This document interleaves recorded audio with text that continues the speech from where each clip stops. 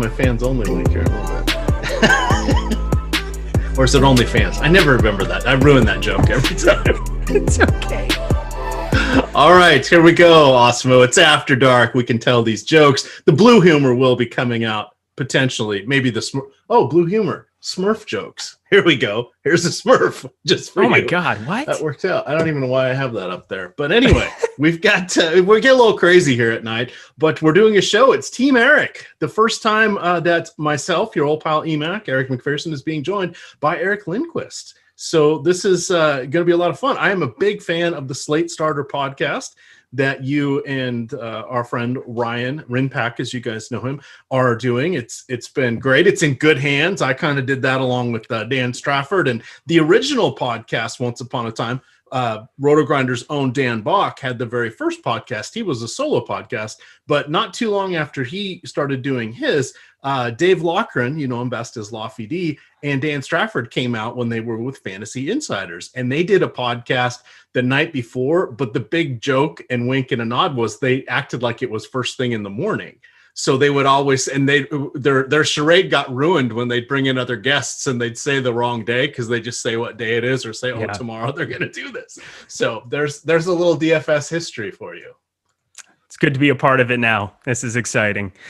Oh man. Well, let's get to it. You wanted to talk about a little upload error action, if I do recall.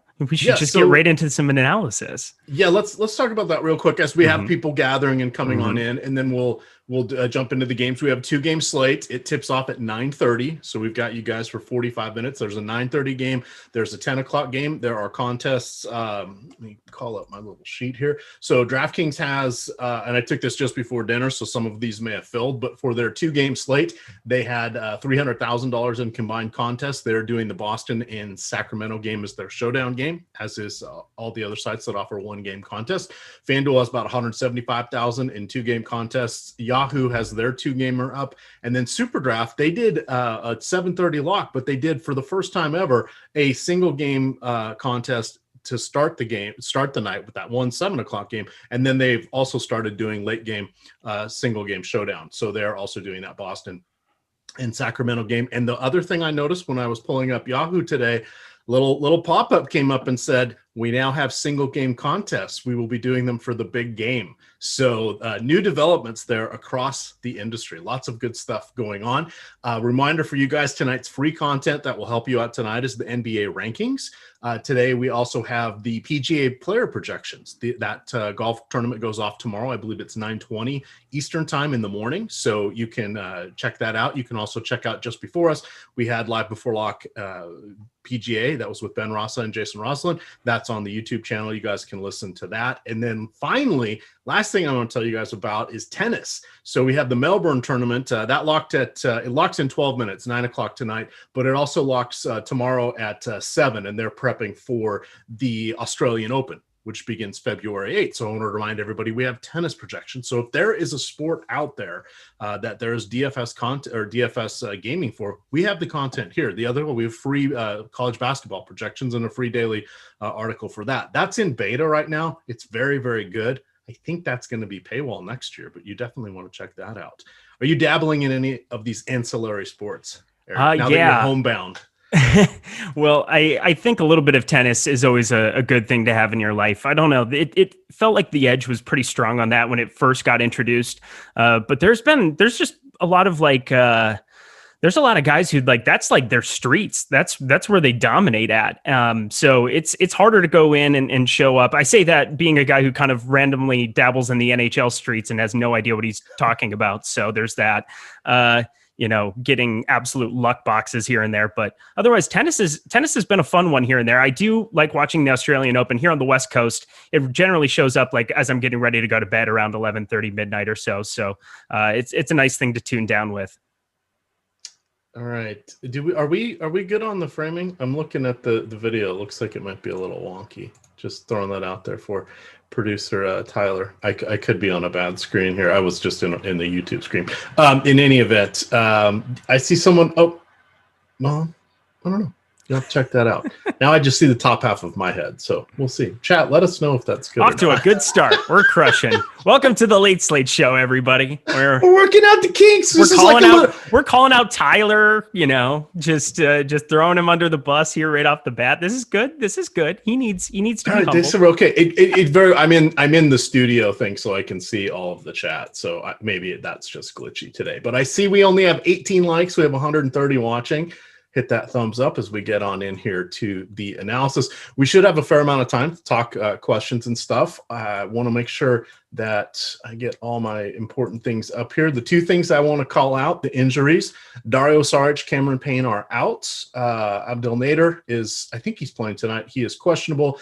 And then for Phoenix, we definitely do have Devin Booker in, and who was the other guy? Oh, yep, Nader was actually in. For Steven Adams, I haven't seen an update on him, but we do have, we're waiting on nothing from that late game. Nobody of note from the Sacramento Kings to worry about. And then we are already aware that Peyton Pritchard and Marcus Smart are out and that Kemba Walker is sitting on the back-to-back. So that gets us our stuff there.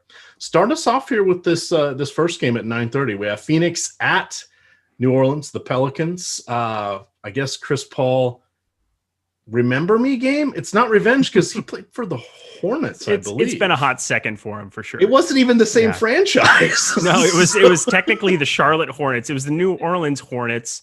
They left because it was his first 6 years. I was going through because he's gone absolutely berserk the last two games. So I was going over some of his box scores, but saw that he had 6 years, I believe, in New Orleans. So it's been a while for him. So it's hard to have revenge in your heart. So maybe a spot he's comfortable with, but a different franchise. So that's a fact. Is the Smoothie King Center? Haven't they revamped it since he was there too? So yeah, I don't think it was Smoothie King for sure. We don't have much to say on that. What do you like from this side though? Both teams playing slower than we would expect after what we've seen for the last couple of years.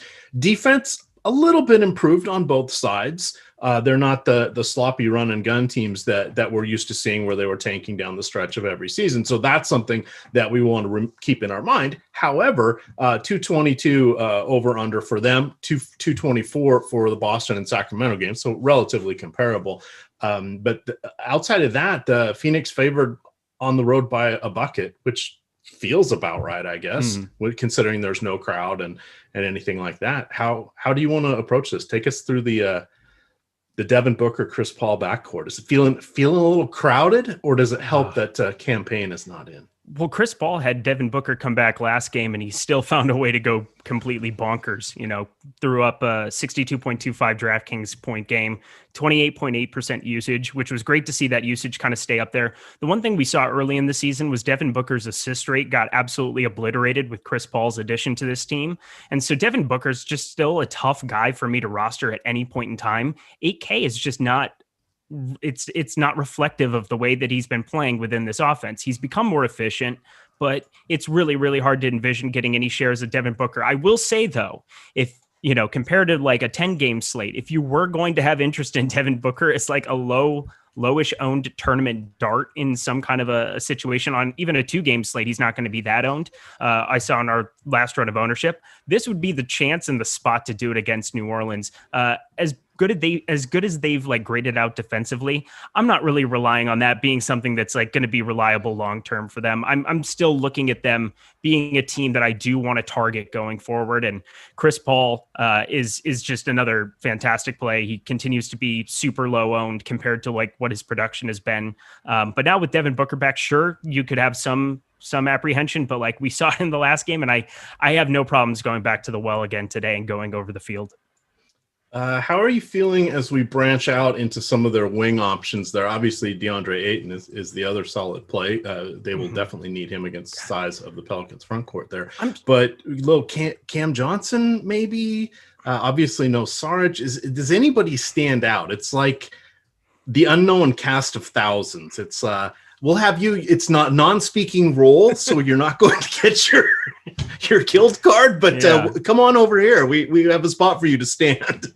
Yeah, so Cameron Johnson's been very, very frustrating to roster. I was kind of expecting things out of him with the absence of Devin Booker. With him back in the rotation still, you saw him play a decent number of minutes, 35 minutes in their last outing against Dallas in that 1-point loss. So you could definitely take some shots on Cameron Johnson. I'm not super excited, especially because small forward is kind of getting eaten up by Jaylen Brown, Jason Tatum, or the forward spot. Like, it's really hard to get away from those two on this slate against like the prime matchup. Like, we are constantly looking to target Kings. So it's harder for me to like really justify pivoting at the small forward position.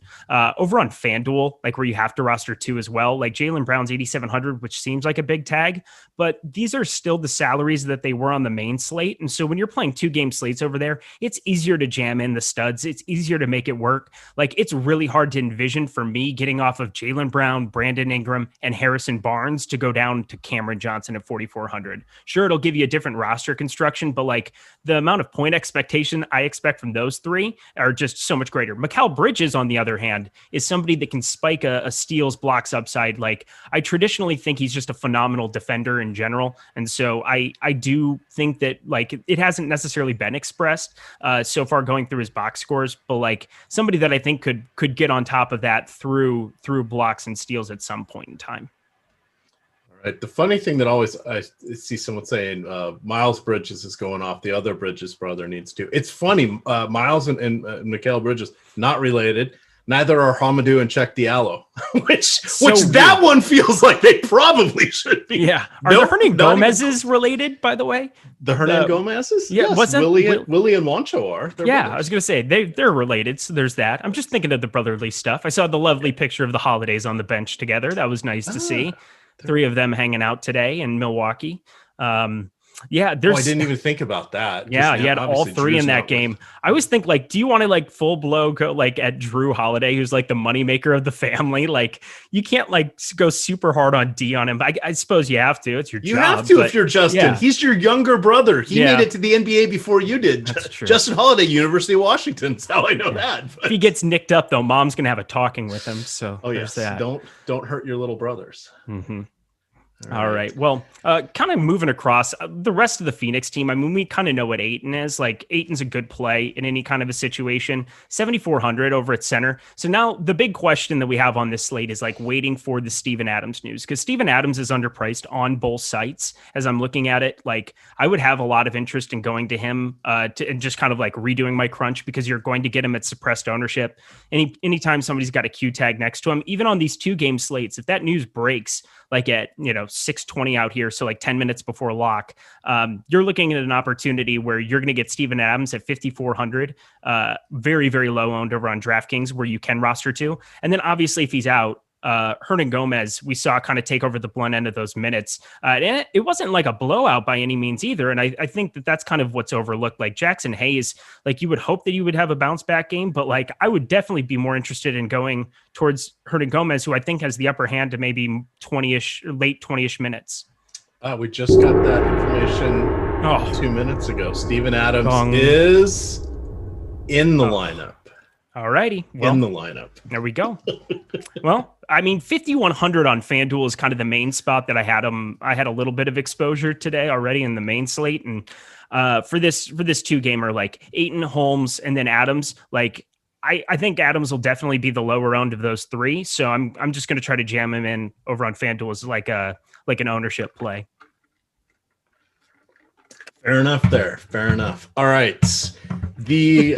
The one thing I wanted to ask about is you kind of hit on late swap here, and not to fear, guys, we've got 32 minutes, so we're just going to talk a little moment of strategy here, but we do have that information. And yes, we did have a little sound effect there. It was a gong.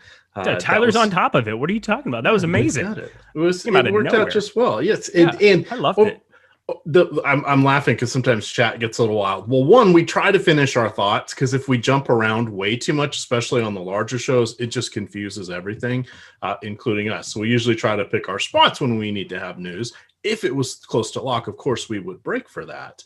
But however, the other thing is you guys are usually seeing us about 20, sometimes even 30 seconds after we've already spoken. So it may feel like there's a lag for you, but there's really not. It's just that's the amount of time it takes to get from OBS to restream and out to our various platforms. So, all right, the late swap factor. So kind of talking sort of just using mine as an extreme example. I did a poor job tonight of setting late game players. I didn't get my lineup uploaded. It took about 5 of my 150 lineups that I was playing tonight, and that was it. So unfortunately, I was stuck with 100%. Well, we'll see how the game plays out, but 100% LaMelo Ball and 100% Cody Zeller.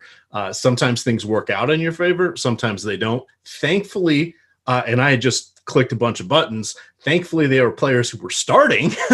Nothing worse than playing players that are at the back of the rotation or something. Preferably, like you would prefer, yeah. But that's just like Cassius Winston being in your like your hold. That would be brutal. I did that once with the baseball lineup, and it was Ryan Braun who ended up with a pinch hit home run that game. I did that with Chris Taylor one time. Chris Taylor won me a couple grand randomly with a pinch hit home run. I loved it so much. It was the worst thing I've ever done, but it was, hey, when it works out, I guess. So if something like that happens, what do you do? So my thought was, you know what? I'm not going to panic. I called down to my wife and said, hey, honey, it's going to be a few minutes before I'm down for dinner. And because you can't really late swap optimize when every lineup is exactly the same, because it just gives you one back. And you're like, but that's not what I wanted. So I know that. And that's something sometimes a lot of people stumble on. So all I did is I went in, loaded all the games, unchecked everything, checked up the first games, deleted unchecked everybody except for the 2 people I had locked, and then ran my crunches as normal, trying to utilize the same everything else that I had, because that's more or less what I wanted. These guys, they weren't super expensive and they weren't complete dogs, other than using the center slot that I wanted and missing out on Giannis and Brogdon, who I had about 20% each. It's not the worst thing in the world. I still had the 7:30 games onward, so we'll see how I recover. There have been nights where I've done that and there's only been 2 or 3 late games. You have a real problem then, or you accidentally have the early lock being with 6 players and you can only swap 2. At that point, you're just like, yeah, it's not even worth putting 2 in. How do you handle this? Because you're more calm than I am when I rage. That's incredible. If anybody who knows me is watching this and they call me calm, that's fantastic. I guess for me, it's something that I'm just confident about because I've done it enough times now where I have screwed up way more times than I can count about like locking a guy in on an accident or not getting an upload error, having something go wrong where I didn't get all 150 lineups in. The first thing is to basically just like, it's okay. As long as you're playing within your means, as long as you're set up there, like it shouldn't be too catastrophic. So like, if you send an email to support, that's not a bad way to go about doing it too. See if you can help yourself out in that direction. But for me, the main thing is understanding what's going on during a game. So when most people think about late swap, they think about avoiding zeros. They think about reacting to injury news. Those are the 2 things that people basically think about being the main utilities of late swap. And while that's great, the main reason and the main edge I think late swap is so important is you can react to the games as they're going on in real time.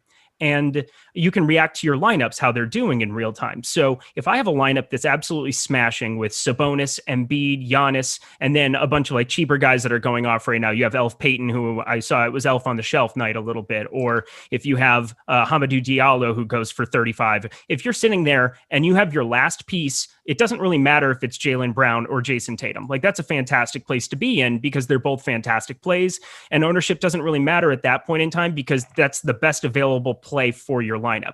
However, if you have a lineup that's getting absolutely destroyed, where you have problems and you have somebody like, I don't know, who's not going off. Lou Dort, I saw went to the locker room. Lou Dort, Ish Smith. So if you have Lou Dort in your lineups, who unfortunately avoided most of that today, but if you have him in your lineups going into this evening game and you're sitting on Jaylen Brown and you're like 40 points or 30 points back with 2 guys active, you got to mix and match those pieces to kind of work. Now, building 150, which, I do on most sites, most days. Like for me, I'm a tournament guy. And if you're just hand building one, you can kind of make those edits and kind of feel it out for yourself. But if you have 150, it's hard to go through and like pinpoint exactly what to do. So I'll go in Cruncher and I will cap the popular play. If I have a bunch of lineups that are doing terrible, I will cap the exposure of the popular play at like 10%, 5%.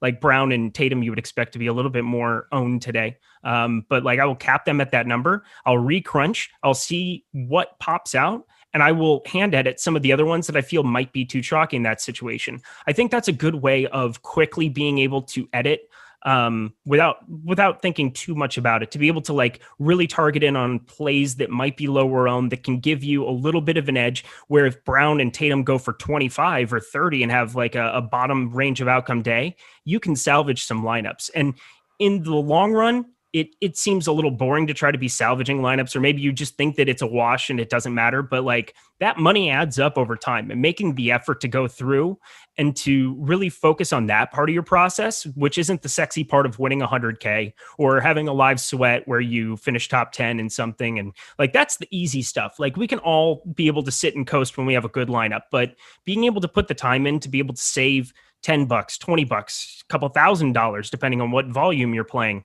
by being able to find ways to late swap and pivot a bunch of lineups quickly. Like, that's for me, like the most important part of my process from a day-to-day basis. And that's kind of where I think that's one of the leaks I have in my game is I would just be like, I'm going to lose for the night, and I move on. And that's probably not the best approach. So I've tried to revamp things throughout the year. And that's why I said, usually when I'm setting my dummy lineup, I've used a placeholder lineup, and I either do one of two things. I pick players. If I'm not going to put any thought to it, I pick players from the later games, as long as there's more than a handful, and just go from there. No, I'll get to it before time. If it's really front loaded, then I will go through and set one lineup, usually my main lineup or my cash lineup, that'll be close enough that I'll have a shot at a minimum cash if something goes amok. Right. And it's well worth it. I have foolishly, I forget at least once a week I'm doing one of the sub hockey slates. So the other night I ended up running the same lineup and everything because we were on this show. Hey, min cashed, so there we are. Sometimes that happens. Other times you'll be the guy down back at the bottom of the pile there. And I'm not saying that like it needs to be something that you do. Like it's how often do you do that? So yesterday was difficult because you had like a 4:30 to 6 o'clock. Or was this Monday or Tuesday? It was one of the two where we had a 4:30 lock time, and the last game tipped off at 6. And we had a bunch of games that were sitting in between that time window. So it would have been 2 nights ago on Monday. And you couldn't necessarily react to how your players were doing, especially because if you react to one quarter, you're kind of maybe doing it a little wrong, especially if you played bench players, if you're playing guys who are finally coming in for their first rotation. Like, you can kind of maybe pull the trigger a little too quick on stuff. But when you have something like this, where we haven't, like, I had ample time before this show to kind of like plug in scenarios for Adams being in and Adams being out. And I kind of crunched, I have 190 lineups on DraftKings, and I was able to like go through and re-edit those for Adams, and then just took another 5 minutes. It didn't take that long because I'm basically adjusting for one team. I also made it a point to, on the other side, because I think Hernangomez is probably a steep defensive downgrade from Adams. I also did a little bit to boost the other side of that game too, for Phoenix, for Ayton, for other guys in the event that Adams was going to sit. So it kind of works a little bit both ways, where I might have a little bit more interest on the other side for certain injury news. And just like everything in DFS, it's a day-to-day experiment. It's a moving target. We're constantly adjusting our play and what we should do based on the news that we have available at the moment. So now with Adams in, you basically are looking at a spot where it's like, all right, we don't have to worry about Hernangomez whatsoever on this slate. We don't have to worry about Jackson Hayes whatsoever on this slate. That's a good feeling to have, because the number of things that I would have done with some of these dead lineups that I have right now that have some of these dead players, as I'm looking at them and just clicking them on Cruncher, I would have been jamming in as much of those guys as possible, because you'd be getting them at such an ownership discount to where they would have been had that news come out before lock. All right, guys, I want to mention that two things. One, go over to Awesemo_COM on Twitter. We are about to get to 30,000 followers. Another milestone means another giveaway, so definitely get in on that. I'm going to drop the link in here for Awesemo Odds. We have a couple sister sites here. Awesemo Odds is one of them. This is our betting site, so it gives you a lot of insights, talks about different bets, breaks down different games, matchups, tons of stuff for the Super Bowl, which is why I want to bring this up. So we have Virginia just came on last week, so now I'm able to sports bet. Michigan came on 2 weeks ago, so we're getting a whole bunch more states. So that's something that's very important. We also have something that's called Odds Shopper, and this site is pretty cool as well. You can get player props, team props, money lines, full game breakdowns. The NFL page was just phenomenal. Now, even if you can't chance sports wager, this is a great place to look. I'm going to drop the Chiefs and Buccaneers link in here, and I recommend you guys click on that just to see what is available. So you can see all of the different betting stuff, but it also gives you a whole bunch of offensive stuff. It tells you the injuries that are there. It shows where the money's coming in on different sides. It shows you where the point spread has moved and or the over-under. Sometimes you can see, did they set the line too high? What's changed? Has there been a change in weather conditions? Has there been, you would probably know big injuries, but maybe you didn't realize that some teams without their two offensive tackles, and that could be a problem because all we care about are skill position players. Well, we shouldn't, because the guys in the trenches are the ones that make the skill position players look good. So you can just find neat little stuff when you look on these. It's a very quick dashboard, and that's entirely free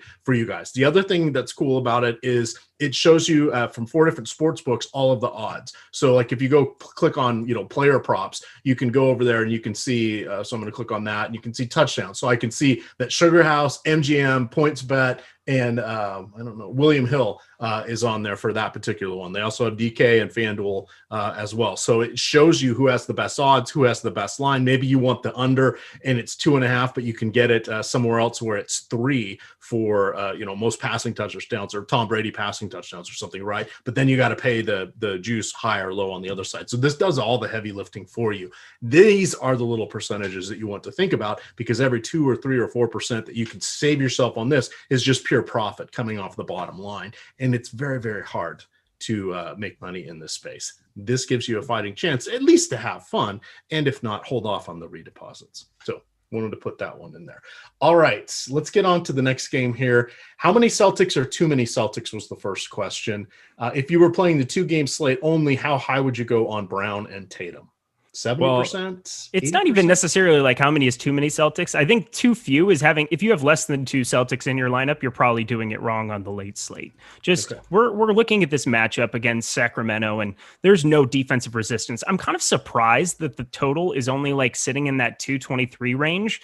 I don't really know what the cause of that. I expected this total to be much higher. Maybe that's just Boston's presence for it, but what can you do? Or maybe the back-to-back last night. This is not like they played a ton of minutes. Back-to-back. I think Tatum played like 37, Brown played 32. Kemba out, and the spread, I mean, you're looking at a tight spread. Tight spread there. So for Boston specifically, I mean, it's easy to look at the top 2. I mean, if you go over to our ownership projections, which I don't want to go too crazy with, but we've got both Brown and Tatum on DraftKings sitting well above 60%, or just at 60% and 65%. And then Jaylen Brown is only 58%, and then Tatum 63% over on FanDuel, which makes sense because you have other options for the small forward position. Whereas like from Tatum Zion, you go down and it becomes 6K. Like you're paying $5,900 for Bagley and Crowder and, Daniel Tice. I mixed in a little bit, but like, it's just a lot thinner position where there aren't as many options to really get there. But for me, I'm in the same boat as Greg Ehrenberg, where I am shocked that Jeff Teague was not somebody that was popular on this slate. I mean, I was going back and forth in Slack all day with my buddies trying to figure out what was going on with Jeff Teague's ownership percentages. And I guess people in chat were like fat shaming him or something. It was like it was a strange thing that was going on during the live before lock show. But my joke was, they said he's going to break the slate. And I said, what, by sitting on it? Wow. But man, says the chubby old guy in the cheap seats. So oh man, no, you're cuddly. I will say that. Definitely cuddly. So I'm kind of looking at this as a spot where like Jeff Teague is kind of the one guy that I'm looking to get way over top of everything for this late slate over on FanDuel, over on DraftKings. Like I think I'm going to kind of make my stand being Jeff Teague or bust for the most part. I think there is upside for 30 minutes there. I think there's a path for him to get there with no Kemba. And then the other big piece of news that goes underlooked is no Peyton Pritchard today too. So, I mean, it'd be Tremont Waters, it'd be Javonte Green filling in for minutes there. Like, I really don't think that that's going to be the case if Jeff Teague goes out and plays like somewhat well. No, and those are all fair points. And I was one of the people that I've do the DFS building blocks article each day. And I have written up Teague a couple times just saying, he's not he has not produced like he has in his last 2 stops. There's different teams, so there's different roles, and every stop he keeps getting older. So he's not bad, but we have to think of him kind of like, he's like in the DJ Augustine, Michael Carter Williams phase of his career. Ish Smith, he's a journeyman point guard. He's not the guy from Atlanta anymore. It doesn't mean he's horrible. He's competent to go out there, but he also knows his role. What's his role? Well, all the ball handlers are out, dinged up, or in trouble. I got to keep this going. So 1, I got to kind of stay healthy, and 2, it's my role to make sure that Brown and Tatum and the other guys get the ball. So that doesn't always, it's not like he's Mr. Lightning Quick going to drive and get his anymore. That's just not his game anymore. So that's where people are kind of turned off on him a little bit tonight, just out of pure desperation. I think he's a decent play for 20-25 fantasy points. This is a great example. We all kind of got carried away a little bit, I think, with the Oklahoma City Thunder. I set a rule where I wouldn't play more than 3 Thunder on my teams, but I let them all run at 50% if I wanted to. So it's one of those where I wasn't going to get overly heavy on any one particular team, but I still have a ton of them out there. Sadly, Lou Dort's one of them. Looks like he's done for the night. But that stuff kind of happens for those. But on the 2-game slates, how often do you play anybody 100? Just like, what is your version of all in? So it depends. I think it completely depends. So sometimes I don't think there's ever really a need. If there's somebody like on the lower end of the spectrum, like again, Jeff Teague is not like 100% play by any means. I do think it makes sense in this kind of a scenario for DraftKings specifically, where you're looking at Jaylen Brown and Jason Tatum. I think this is a strange kind of analogy to it, but like Connor McDavid yesterday ended up being like 50% owned in things because he's just been out of his absolute mind in the NHL streets.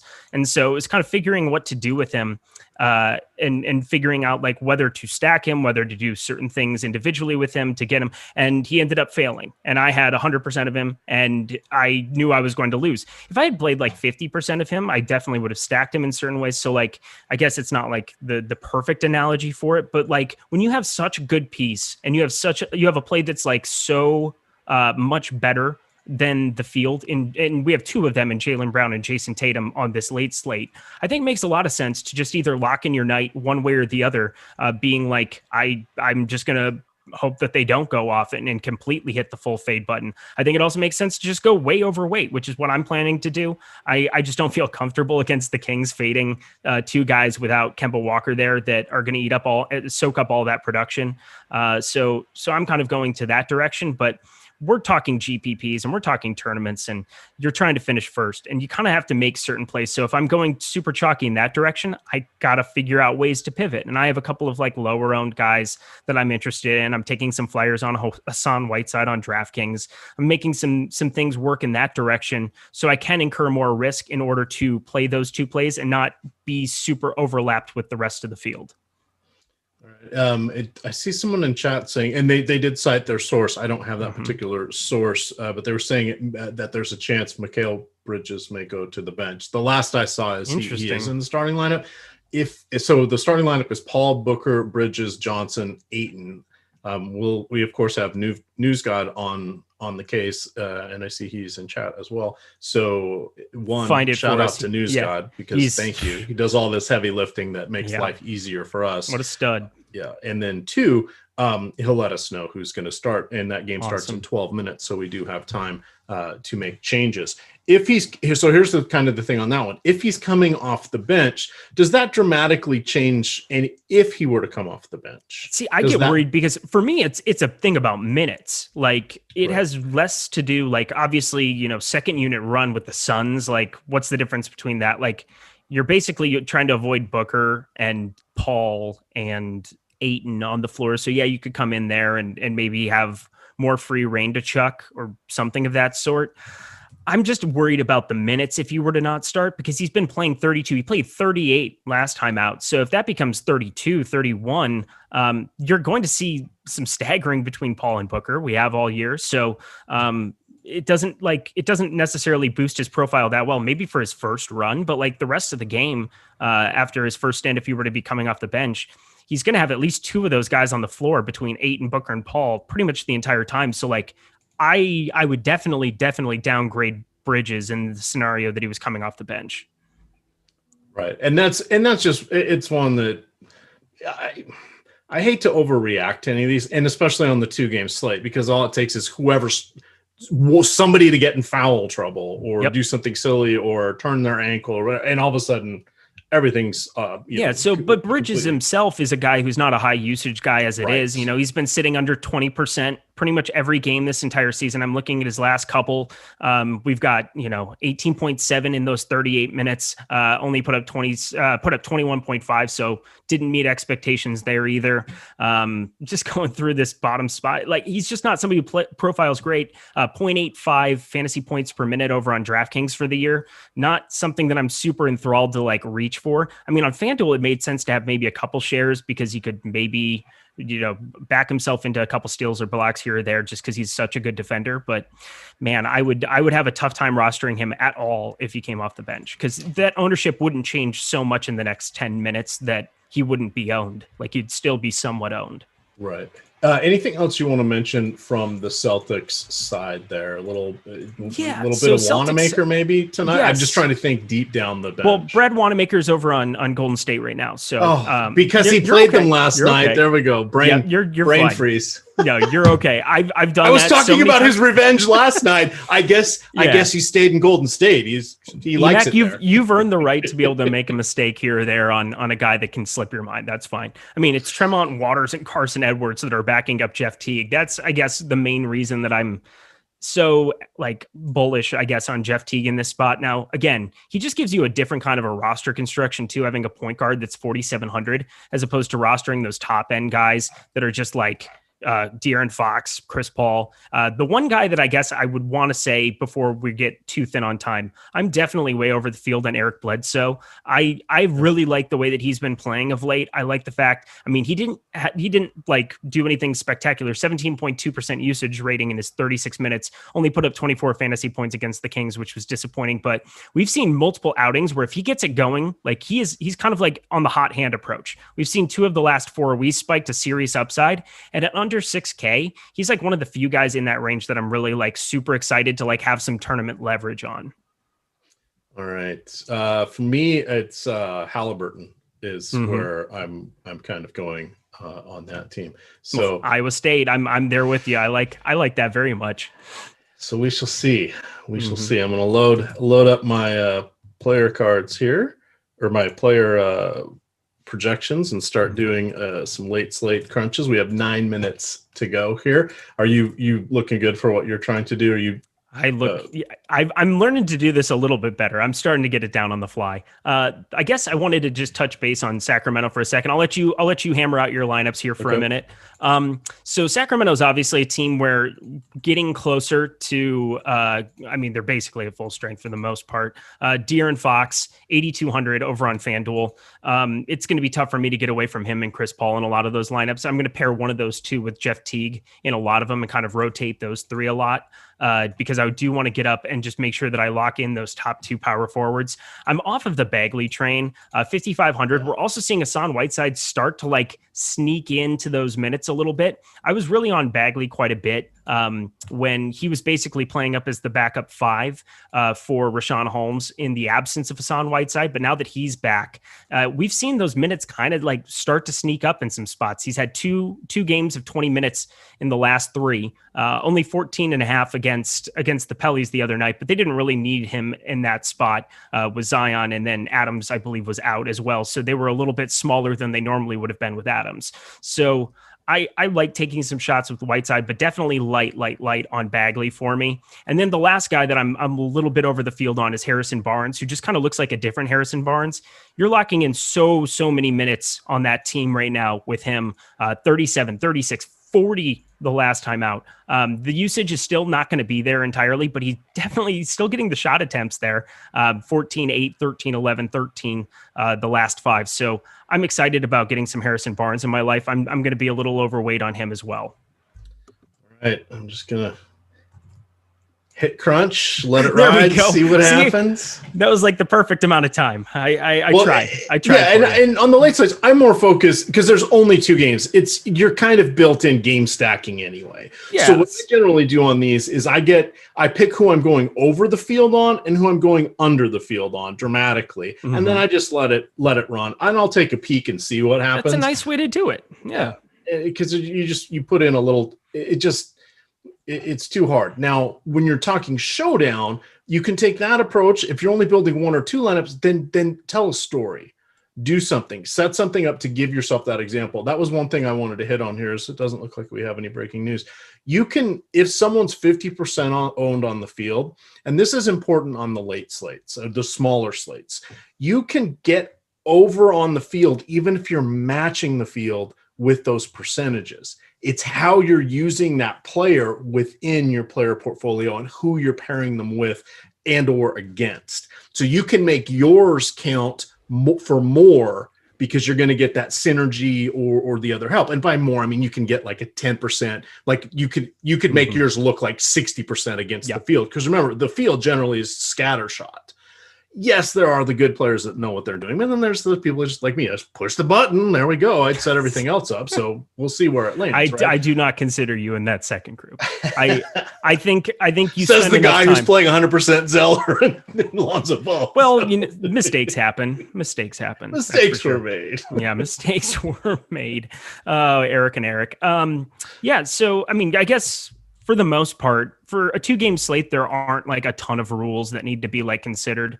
Like you don't need to be like beating your head against a wall trying to figure out how to get different. It's pretty easy to do. I will say the one difference between the main slate and between like this, when you're crunching 150 lineups, which I'm not doing today because I try to avoid from doing that now when I have a show. But if you're making 150 lineups, if you're maxing out some of the 20 max stuff, a 2% play on a 2-game slate is not the same as a 2% play on a 10-game slate. And I think people get that a little bit confused where they're looking in the ownership projections or they're looking at other things and they end up playing just a little bit too thin. You don't have to get crazy different and try to find like 3 or 4 guys that are like sub 5% on some of these slates. If you look at some of the winning lineups in a 40,000 person, you're going to have a couple of them that are going to end up tying for the W that kind of fell into like the same kind of roster construction, or they kind of had all the same pieces, and the lowest owned person would be like 6 or 7% on the entire lineup. So be careful just to kind of like trim the fat. If you have a couple of those lineups that are getting like the Willie Hernan-Gomez or whatever else, trying to like hit that 1 out of 40,000 shot, you don't necessarily need to be that different to take down a GPP in the late slate.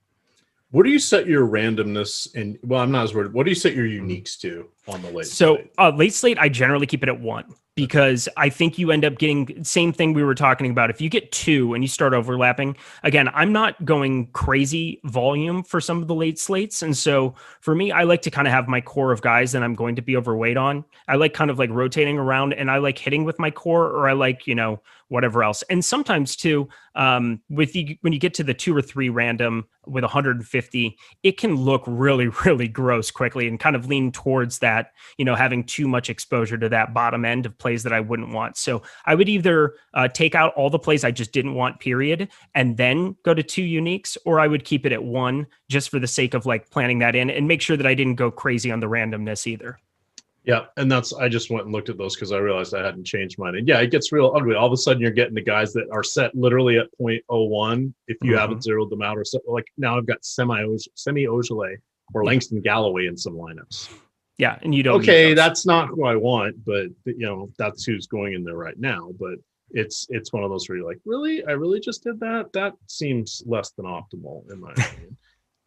But these are the little things, and this is what we're trying to do with this show, guys. I see some people like, oh, give us the analysis. We really do run analysis for like hours upon hours upon hours on all day on these slates. We want to help teach you guys. So this is kind of showing the people that are at work or feel that going back and listening to the strategy shows and stuff like that might not be for them because it's not as current information. So what we're trying to do here is take what we're seeing, apply the skills, apply the strategies, and how we use the different tools that we have available for Awesemo Premium here to help you guys out and how you can use them to help yourself out.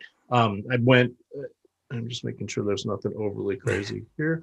Yep. So I went on a little bit of a kind of as an old man shouting at the rain on Saturday night, but just saying, here's how I play. Here's how you can grind your way up to stuff. Here's how you can do stuff. And I play hockey and I play all these slates and I try to do with DK milestones and this and that. And now that I'm sports betting, I get all these advantage bonuses and stuff like that. I heard you tell me, I didn't know you did. I didn't know you did. I knew you did some hockey. I didn't know you were also doing showdown and other stuff. It gives you more variance, which gives you more options, which flattens the variance, right? Mm-hmm. So it's not making the variance go away, but it gives you more scatter plot points out there. And as long as you're in that nice little curve going upwards, you can get what you want to have and want to do here. And that's something that I think was lost on me for a long time. I'm still not a huge fan of all the different showdown slates, but I've grown to like them a lot more. Yeah. I obviously NASCAR is what it is. I think I've learned the main thing for me is love now. Why is that? See, and that's crazy too, because I don't watch that much hockey. I watched a lot of hockey baseball back showdown? In the years. Oh, yeah. See, it depends. I think baseball showdown, there's some fun things you can do, whether it's pinch hitters or other things that might be 0.2%. And if a guy's going to be 0.2%, you know that it's the Dodgers and Dave Roberts is going to bring in this guy in this situation. Like that's an edge, but those edges don't necessarily exist anymore. And the times that it doesn't work out is far more than the times that it does. But it's the same thing where people talk about like backup QBs in that situation where it's like, how many times out of a million do they have to go through and have it work out? Well, if it's just the one time and you're the only one who does it, that's probably an okay thing.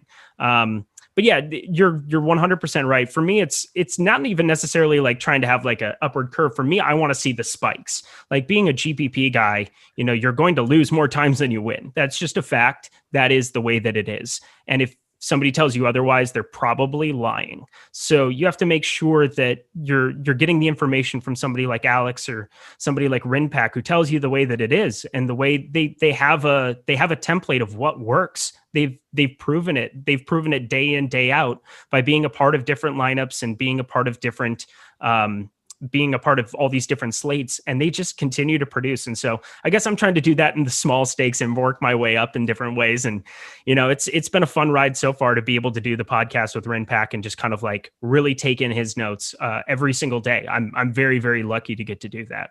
All right. Well, that's a good segue to the tell you what we got on tomorrow. We have the Awesemo Podcast Network where you can get most of these shows with the exception of the Live Before Locks. But we have channels for all the different sports, and we have one consolidated channel. You can find that on any podcast network you can think of.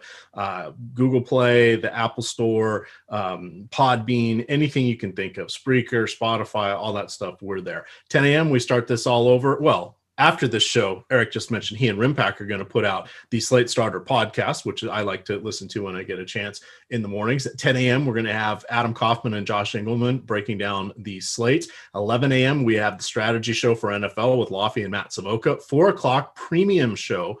We have the daily game plan with the Colts. That's Steve Buzzard. He's made millions doing this. He's one of our behind-the-scenes guys now that we've brought in for some other projects. And he's also doing some in front of the paywall shows, but he's doing the office hours. He's a guy that excels at like 5 different sports and short slates and showdown. So he's someone MMA, he's amazing at.